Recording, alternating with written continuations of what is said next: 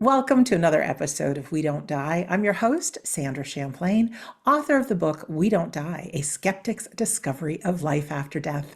And just a reminder, my home base is wedon'tdie.com, where you can always find things like classes, our free Sunday gathering with medium demonstration included. You can get a free copy of my book if you enter your name and email address at the bottom of the page. It says you get the first few chapters, but it's the entire book. And I also have a Patreon community. So if you want to join that, you certainly can. You'll get all episodes of We Don't Die before the general public, all commercial free. And then also you get a list of every episode of mine, including my work with iHeartRadio, my show called Shades of the Afterlife. So that's nice to have a list of well over 650 episodes. Again, all at wedon'tdie.com. Our guest today has experienced an extraordinary journey of love, loss, and a powerful bond that transcends the physical realm. With a background in psychology as well as personal studies with the quantum field, Jennifer Foley has found her psychic and mediumistic abilities have opened and developed.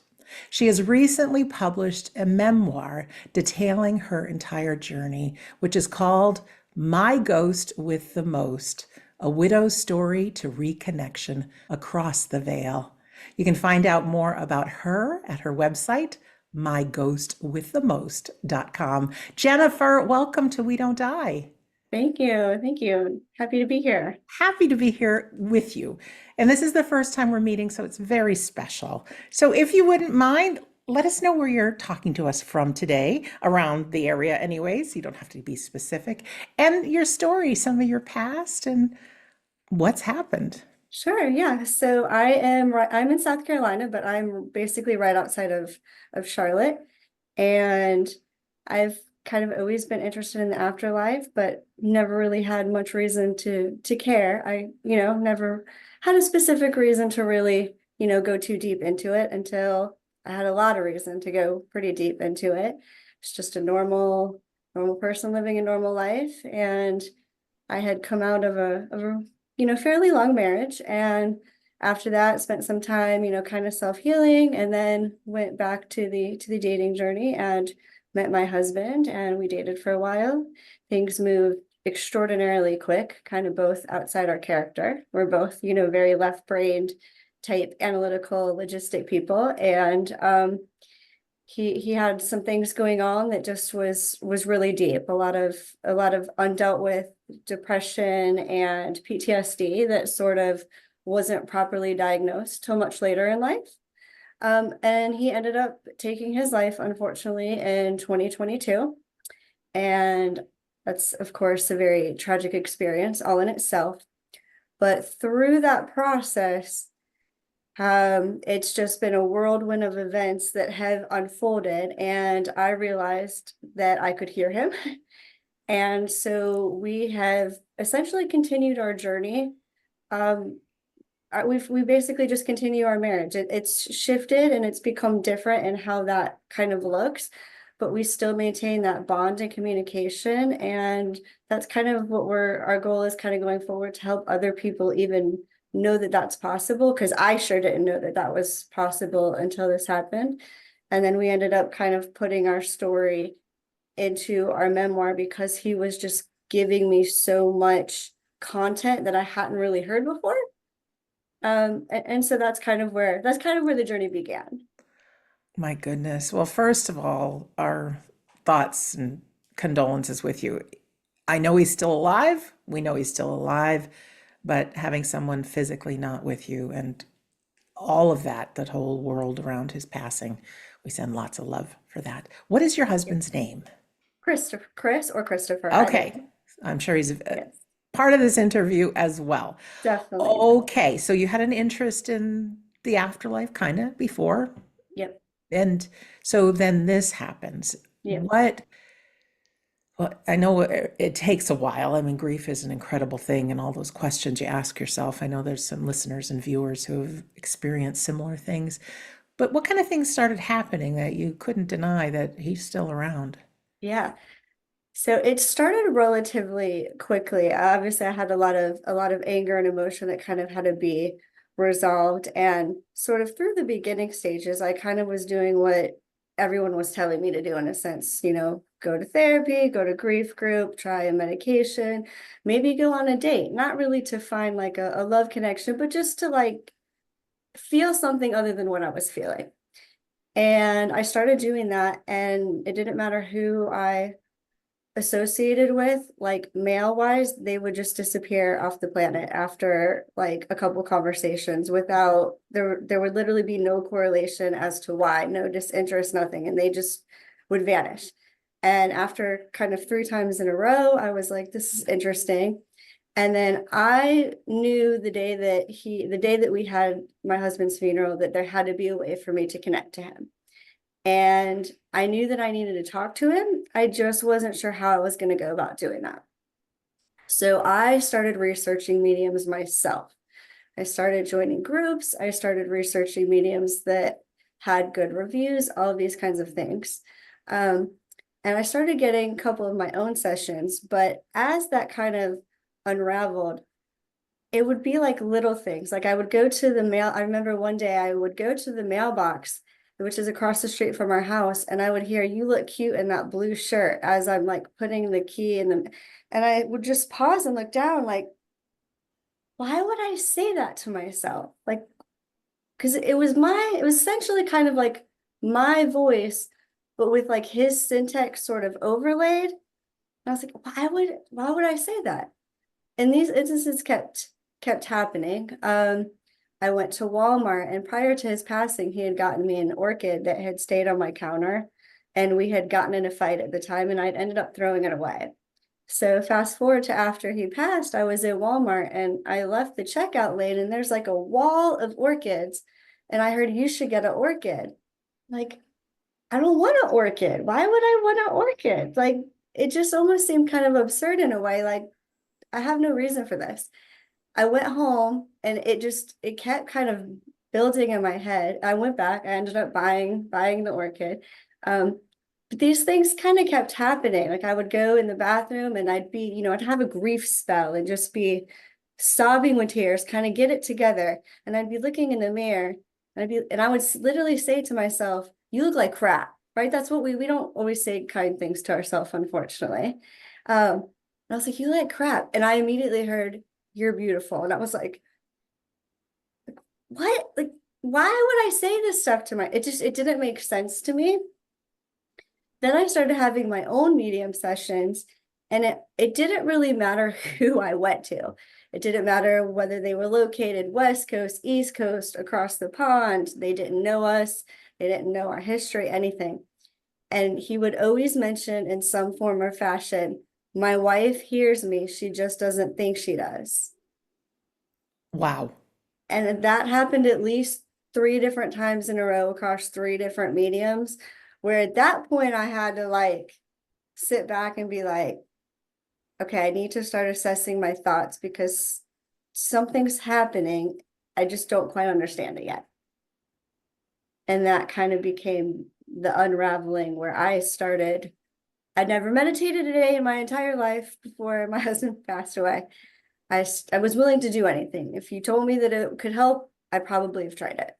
And I started doing meditations, short ones. I don't have time to, sit there all day. And took about 3 months of me trying to meditate, right? Because like everyone else, I'm like, I don't like this. It's stupid. I'm, making my Walmart list. But I was like, we're just gonna commit to this. However it turns out, it turns out.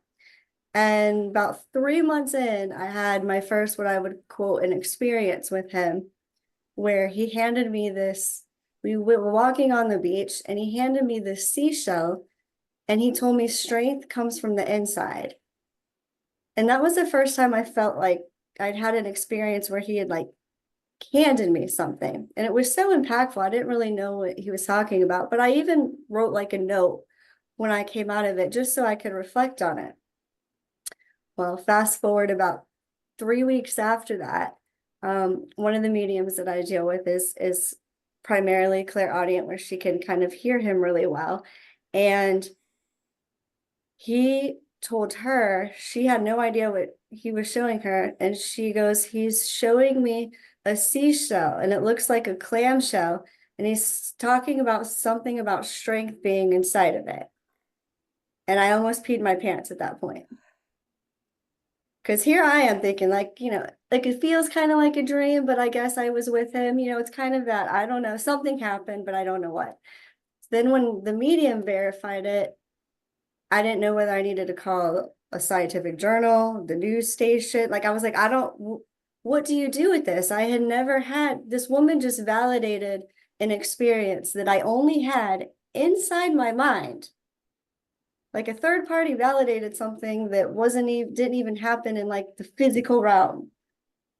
My left brain wanted to explode at that point, just into a million pieces. And he's kind of done that on numerous occasions to where it's just been so overwhelming that I'm not here to convince people to believe or not believe, but I personally have had so much experience that even coming from a left brain side myself, it would almost be unrealistic for me to not believe that he is very much a part of my life and with me. That's such good news, such good news. And that you're writing it down too, and you've had that verification. I want to Yeah. ask you about meditation Yeah. because people are like, well, what exactly did she do to Mhm. meditate? Could you tell us, was it just quieting your mind and focusing on your breath for 15 minutes or what? Yeah, I tried a bunch of different methods, but honestly, I didn't. I tend to find my own way with things, and that's what I kind of recommend to most people. Take what you get from various people and kind of meld it into your own. But I had downloaded an app that has binaural beats in it, and and it came as a recommendation to me. But some apps just are a little bit on the pricey side for those sorts of things. And because I felt invested in this app and I spent the money, I was like, you're going to sit here and do this.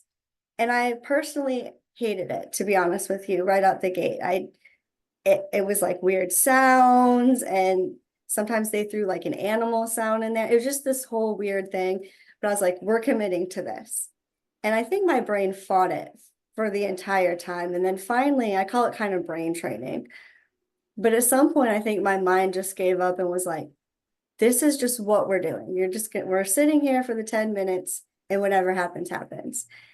And since that point, we have pretty much been connecting almost daily in that fashion. I generally say his name at the beginning of the meditation to kind of create that link and kind of, obviously he's around, but just to kind of pull him to me.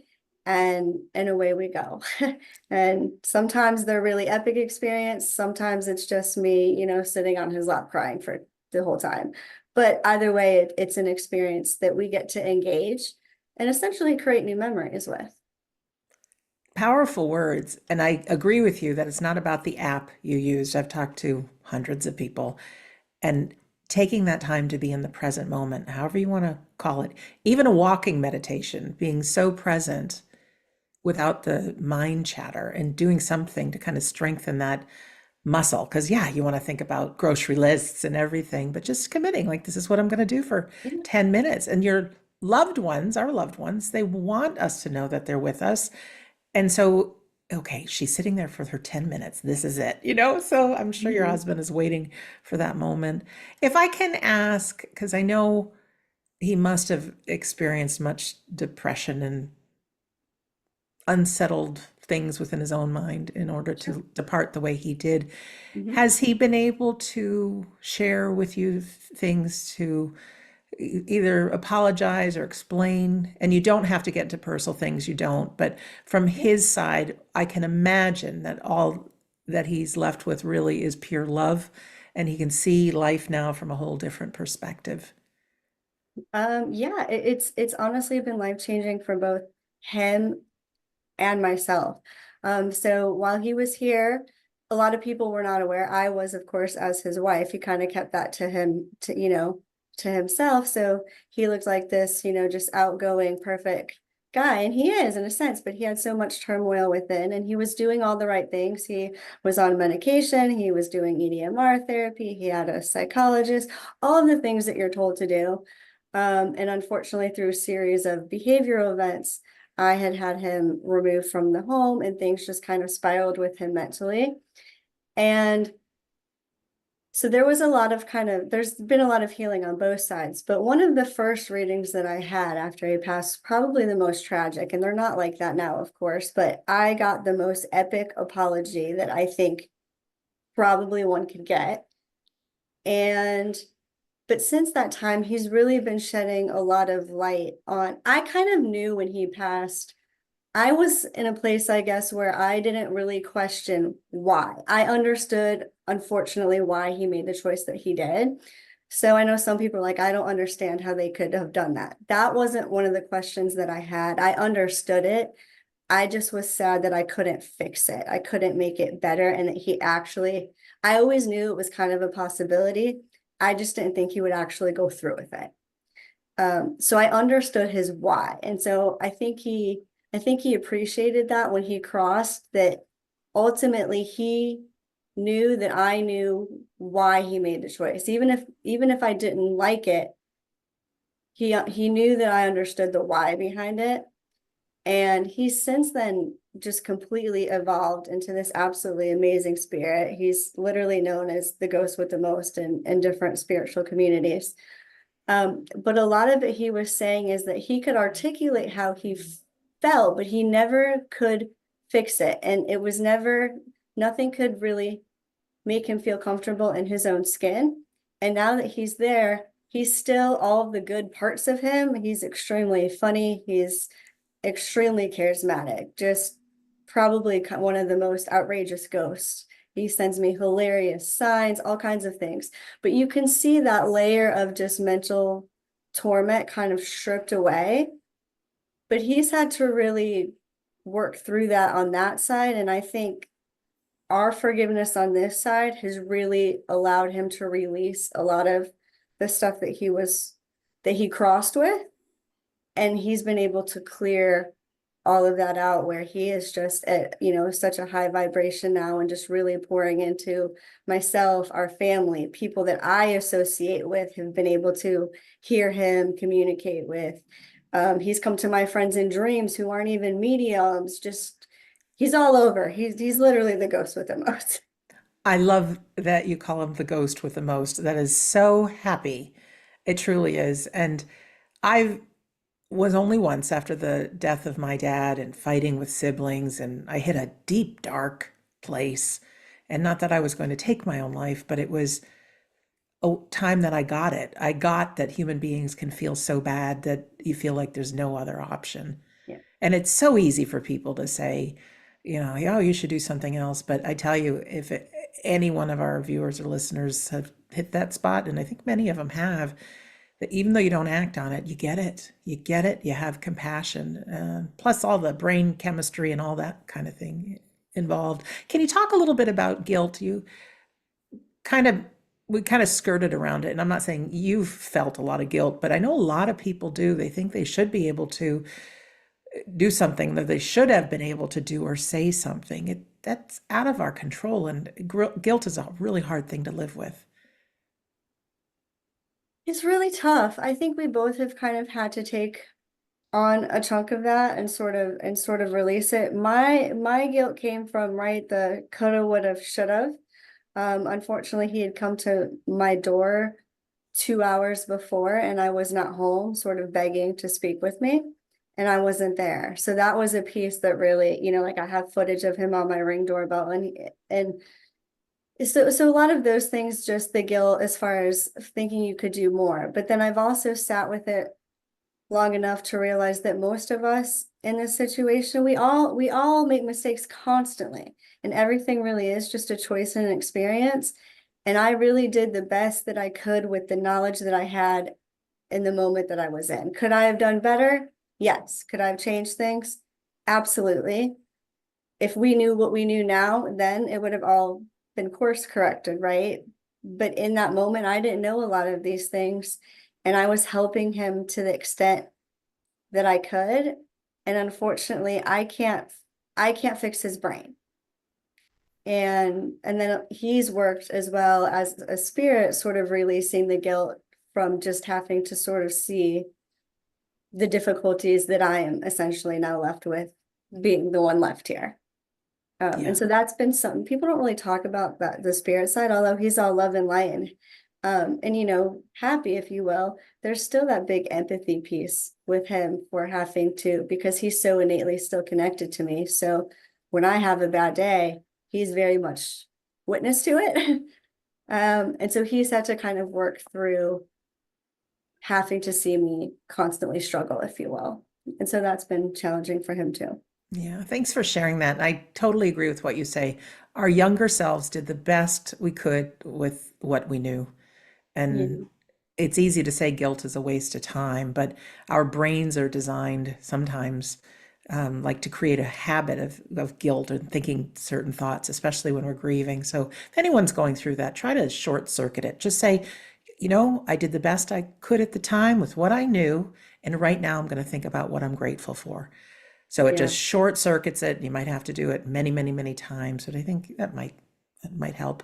Tell us about now the medium journey, because now you're an acting medium and you Mhm. you work with people, thankfully for a very, very reasonable price. You're not one of those crazy price Yeah. mediums. You care about people. But how did that develop? And did it develop with Chris working with you?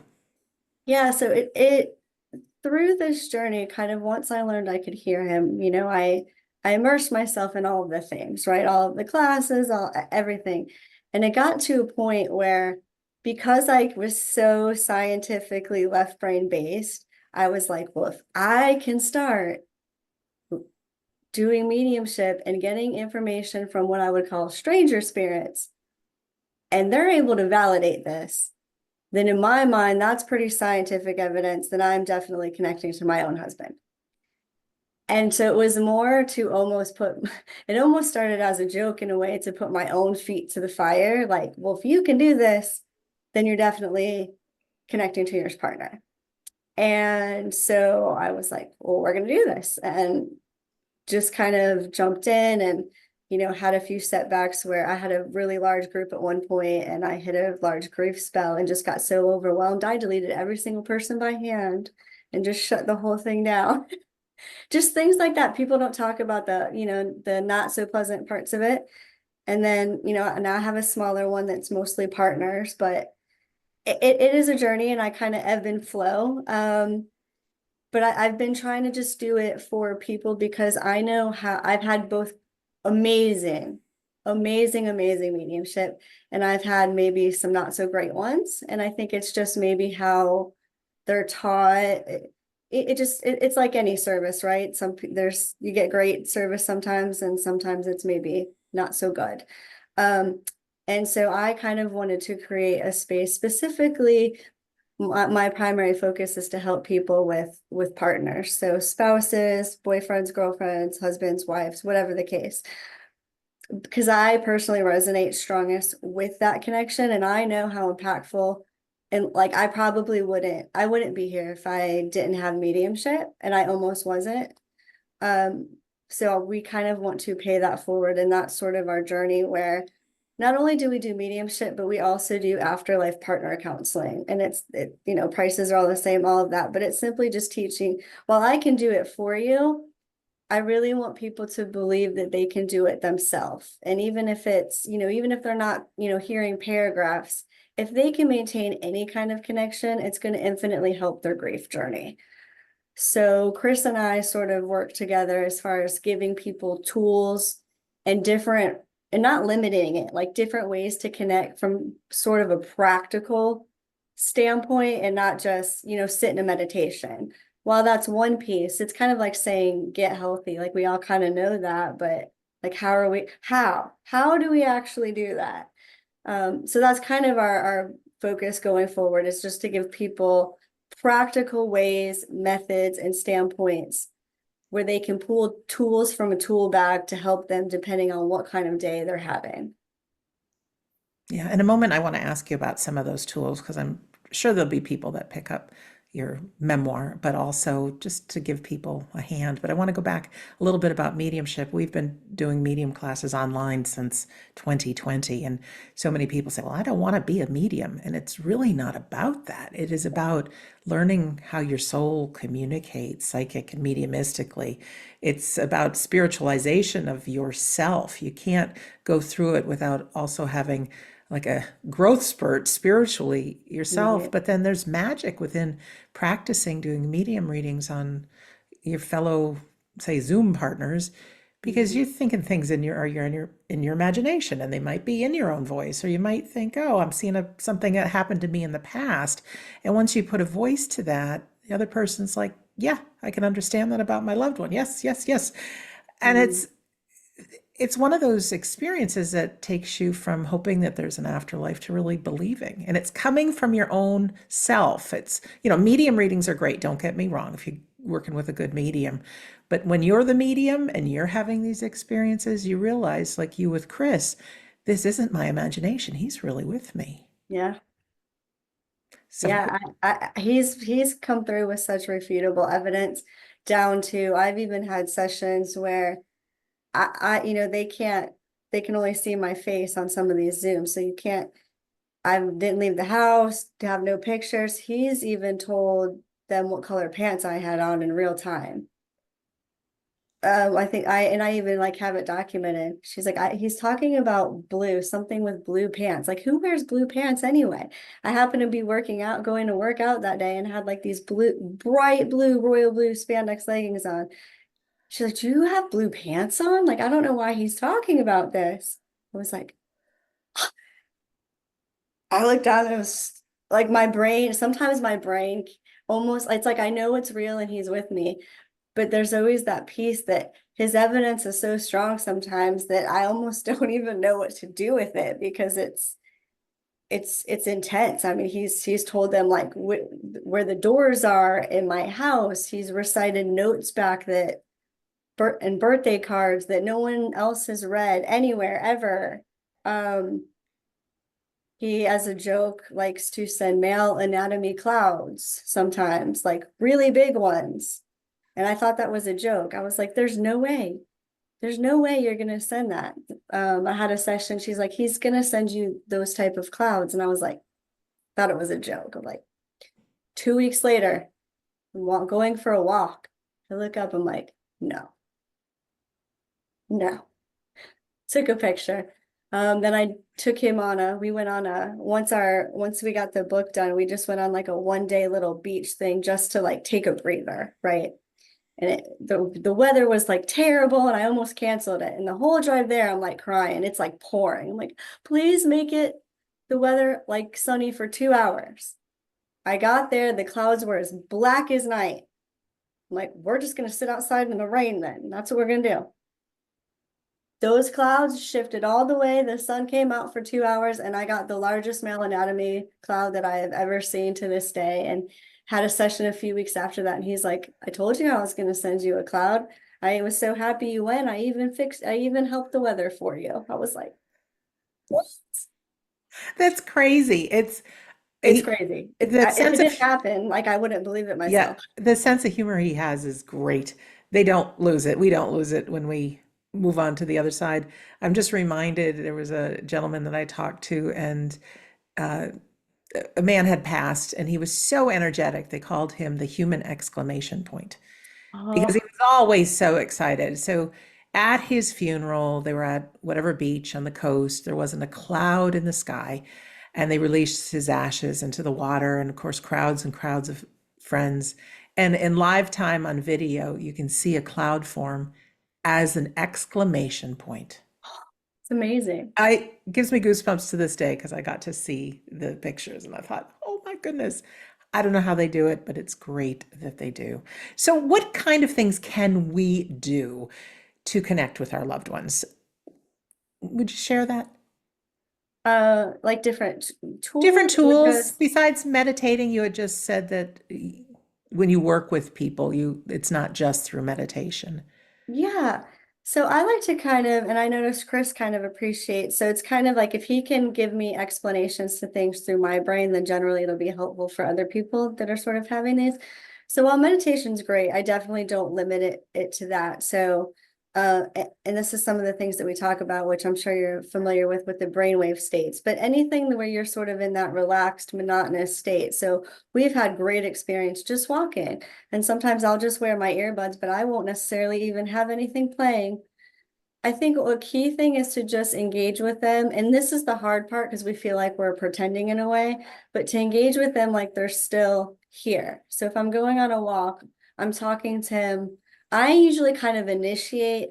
I don't know kind of how that works because sometimes he does initiate, but I've noticed a lot of times I almost think they want us to kind of initiate and then they jump in. This is kind of the same with mediumship, right? Like we're the ones kind of initiating the link or the contact. So I kind of initiate and just start talking. And I've noticed that that is when he will be immediately there and come through really strong. So they love the car, they really enjoy the bathroom for whatever reason.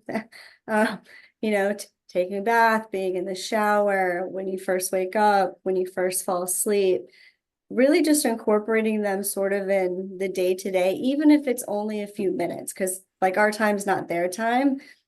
So I think even if you can only spend, 5-10 minutes, it goes a long way for them because they really appreciate that we're kind of carving that time out of our busy 3-day schedules. I personally have come to really believe that it's the issue why most people don't engage or feel like they can't, they don't hear, they don't feel, they do.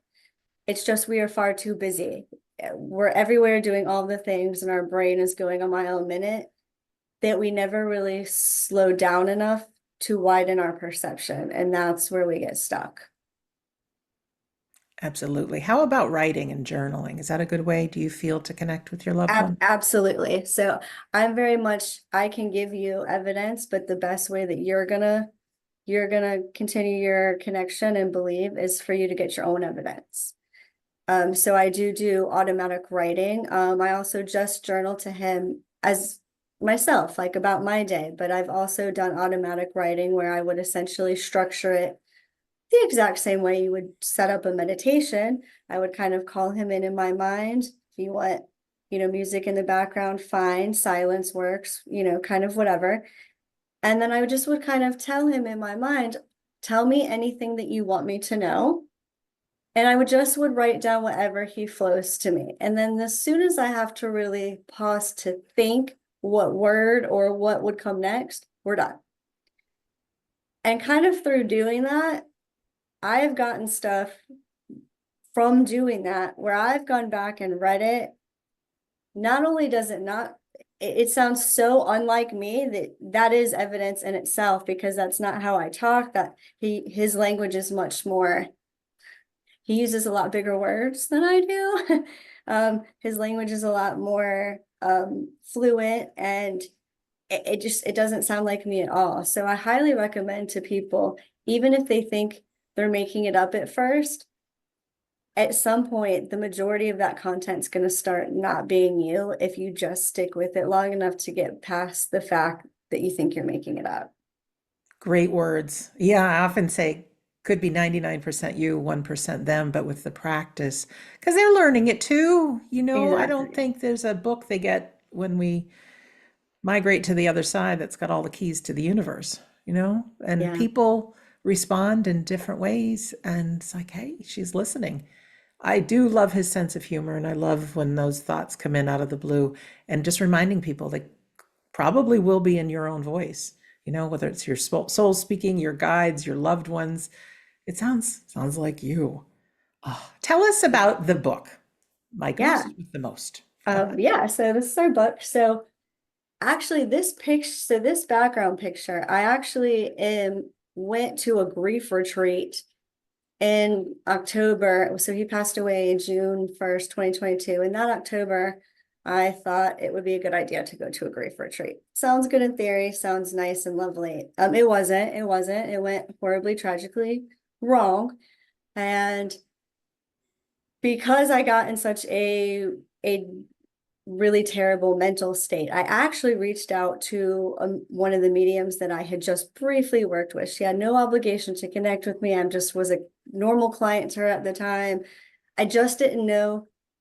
I was stuck and I was in a foreign country and I didn't know what else to do.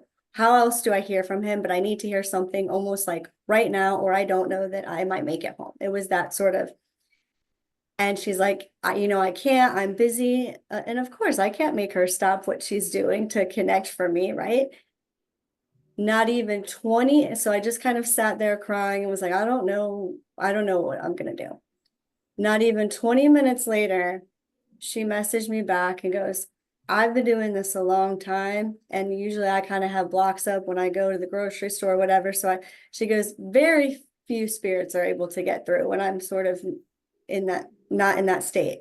She goes, I have your husband here.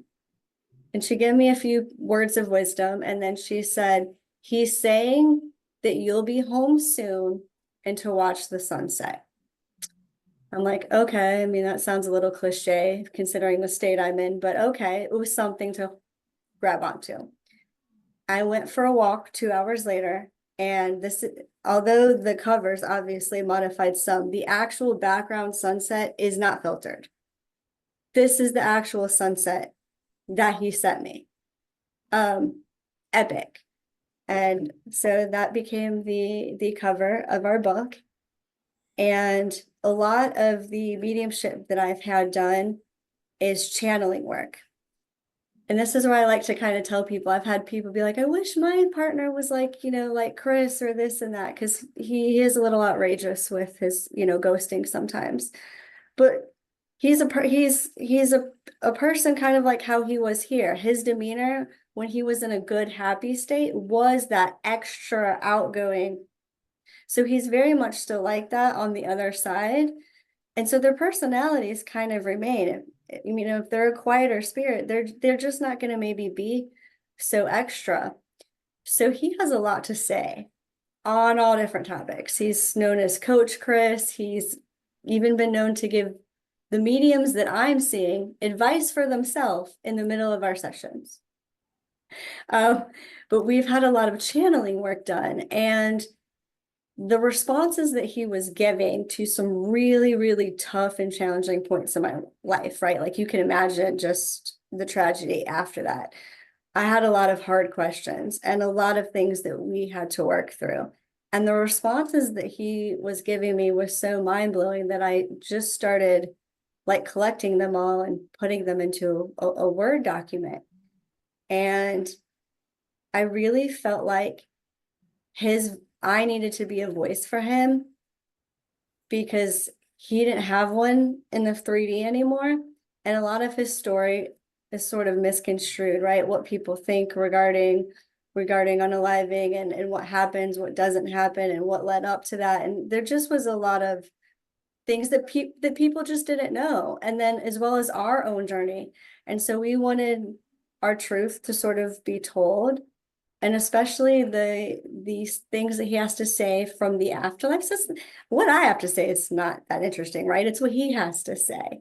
And so the whole second half of our story, the first half is kind of explaining everything. And then the second half really gets into where he's kind of talking and communicating. And we have 2.5 years of channeling work that are in our memoir. Some of it is from myself, and then some of it is from 2 other mediums that have worked with him and I since shortly after he's crossed. So there's a lot of content in there that I just don't know a story. There's a lot of afterlife books, but I just don't know anywhere people are connecting to the same spirit on a repeated basis over a course of time and sort of documenting what they have to say.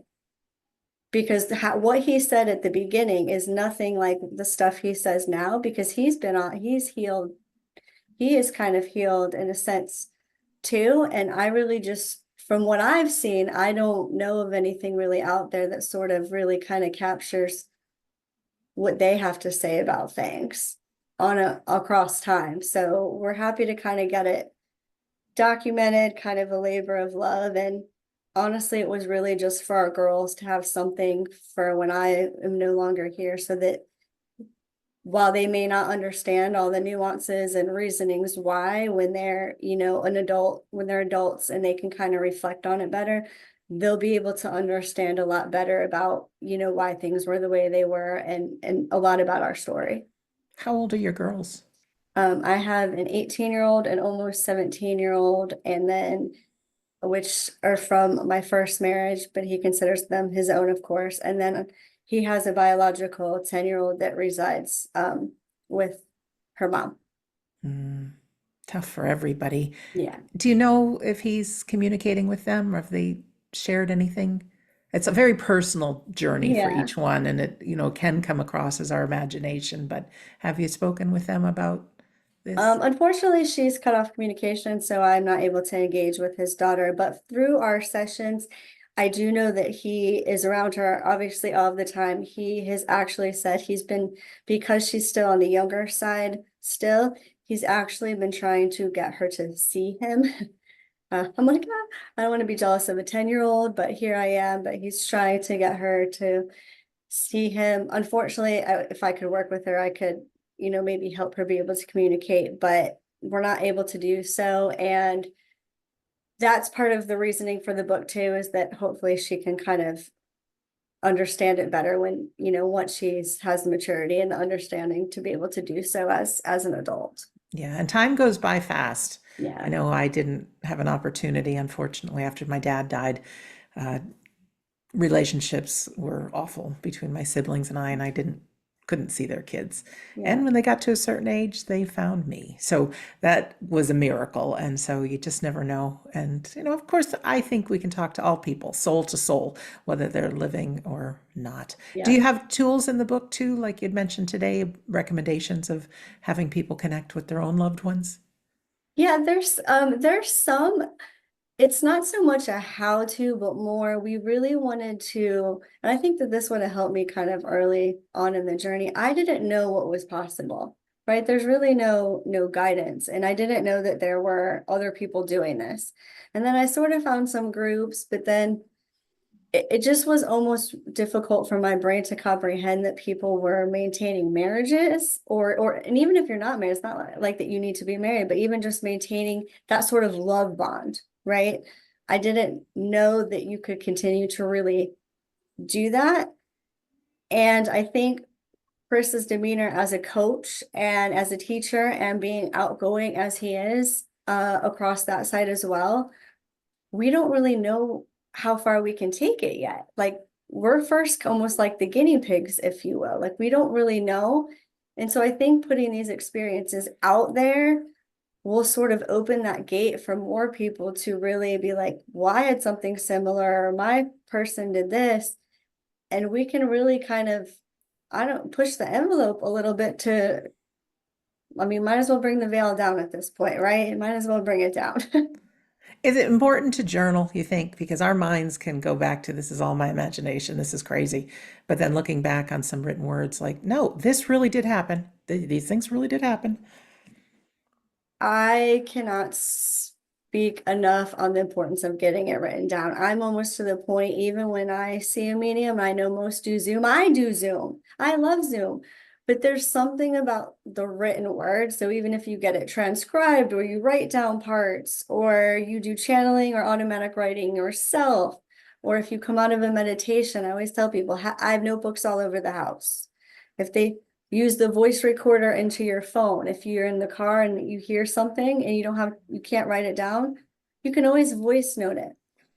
But there's something to be said going back, especially when I call it a griefy, when you get griefy, to be able to read it, because it's taking something that's sort of intangible, right? And it's making it tangible to us. And I feel like that's important. Like the channeling work that I've done, even just in this book, has been invaluable, to the point where when I have my own grief spell, I will go back and just read some of the wisdom that he shares. We call them Chrisisms, but just, a lot of the wisdom and advice it's extremely healing. And I think that if you don't document it, it's going to become really fleeting, and it's maybe not serving you to the best that it probably could. Great words. I agree 100% about that. Speaking of Chrisisms, has he mentioned anything about the purpose of life or talking about fear or difficult times, giving you strength, any of those things? Words of wisdom? Yeah, he's essentially gone in, and everyone has their own belief system, so it's kind of a deep topic to delve into, but essentially he sort of relayed to me that as tragic as this is and as difficult as this is our purpose. And unfortunately, he had to leave in this manner, or there's nothing else that would have been quite as traumatically impactful that would get me to wake up. It just wouldn't have. And so here we are, and he has basically said, this was kind of one of our last lives, if you will. We've been doing this a long time, and a lot of them have been really difficult. And to stop having to do this, we really had to come full circle and make sure that we did this. And unfortunately, this was one of the ways that it kind of needed to transpire, which is a tough pill to swallow when you're the one left here. Um, as far as fear, right? He always just kind of mentions nothing can harm you, even if it feels like it can. It really just is sort of an illusion. And so now it's kind of the ongoing joke. What's the worst that's going to happen? You're going to die. Oh no. Right. So we kind of try to add humor where we can to a very serious thing, but he does try to dissipate the fear, and he's very pro rally around the strength that I think they all have for us for muddling through this specifically challenging time, if you will. Yeah, life is so difficult. And Yeah. just listening to you, it's been a short time really since his passing, and keeping this relationship alive and all that you've done in this time. I can't help but think it's helped with your own grieving process. And unfortunately, we can't take away grief. It's just part of our human machinery. But when you do tools like talking with him and keeping him part of your life and being open and exploring mediumship and all that, it really does make a difference. It really, in meditating, of course, too, it all helps. So just feeling your bright personality right now and knowing that it really hasn't been that long, and that you've given so much now, both you and Chris have, to other people by putting it all into your memoir. Oh, and thank you for all of that. Yeah. Yeah, of course. Do you mind if I share a criticism with you from the book? I would love it. We would love it. I have it bookmarked. And So a reminder, the book is called My Ghost with the Most, A Widow's Story to Reconnection Across the Veil. he's very good with giving me. Sometimes the over positivity is difficult for me to handle, right? From the spirits, and they mean it well intended, but when you're the one sort of in grief and in pain, sometimes sometimes it can be challenging. So he's really starting to come to me from a place of understanding, whereas I think at the beginning it was almost over positive, like you can do this, to where it's like, yeah, we need to put some practical advice into this situation. So one of the things that he shared was, if you can't be positive, at least be neutral. Neutral will be enough to shift your energy to help attract better things to you. You can't fail. I am part of you. We've always been in this together. Because I am part of you, we're part of each other. The love you have for me, I mirror back to you, multiplied. You're having such a hard time because you're trying to plan from now until the end. You can't plan the end. The end is made up of experiences. Stop planning the experiences. Be in the experience. You aren't here to get things perfect. You're here to respond differently. And every time you do that, you create more experiences.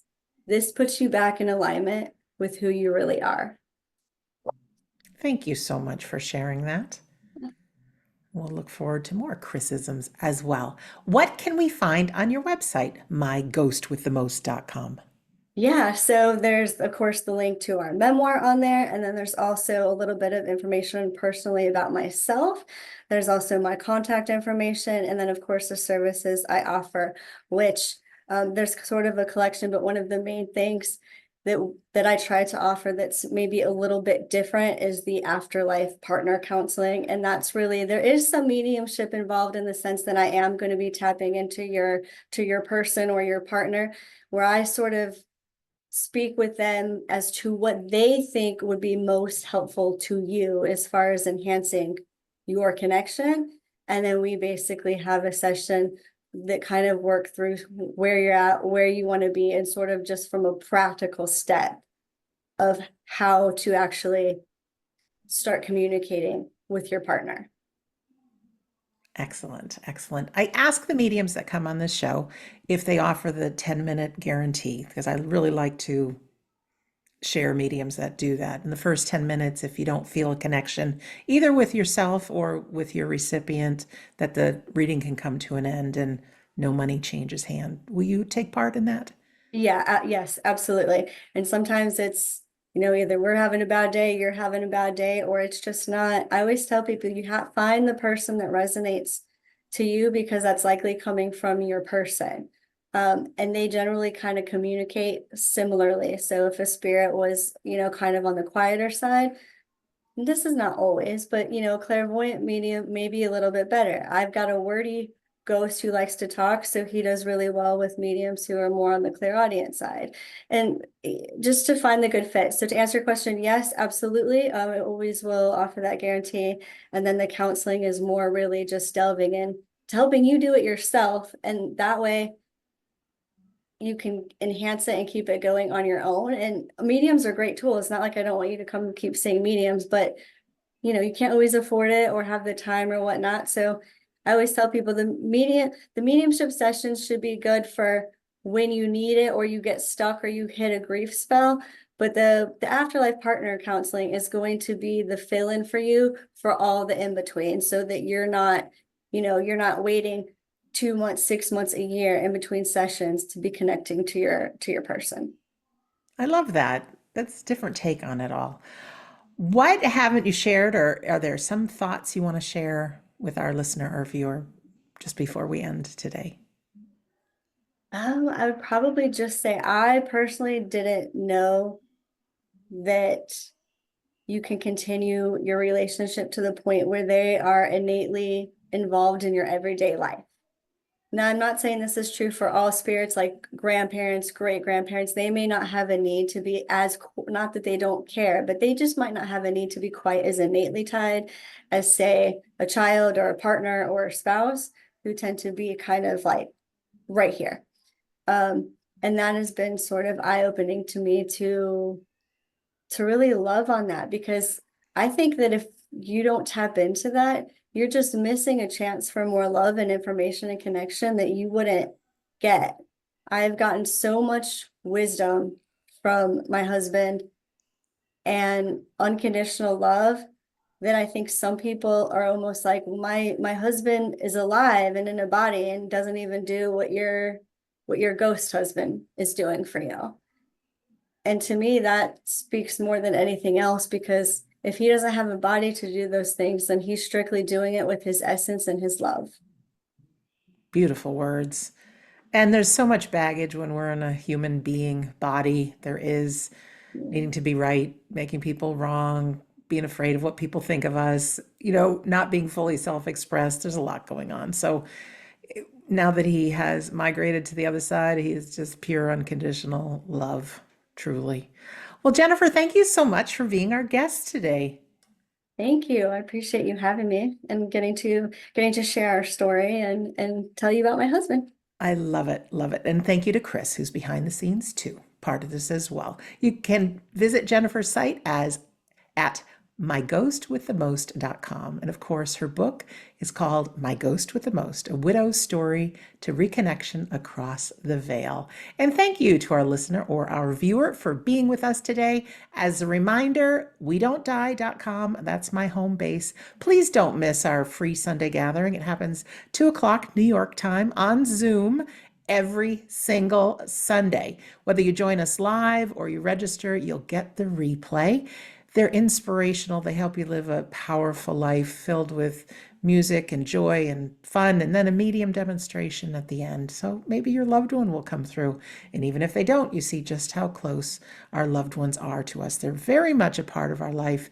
I love Jennifer's advice of taking that time to quiet your mind and trusting what's coming through, whether you're writing it down, meditating, all of it. So great, great, great words. That's it for me. In closing, I'm Sandra Champlain. Thank you so much for being here on We Don't Die. I do believe that life is an education for the soul and that your life on earth is so important. Take some time to try to see life from other people's perspectives. Just because they have a big smile on their face all the time or they're posting happy things on social media, people need to be listened to. You never know what's going on in people's worlds. Just be there for them. That's all. Maybe take a moment and send an email or a text message or pick up the phone and call someone you haven't spoken to in a long time. Just be there to listen. So I really want to thank you for listening or for watching, and we'll see you again soon.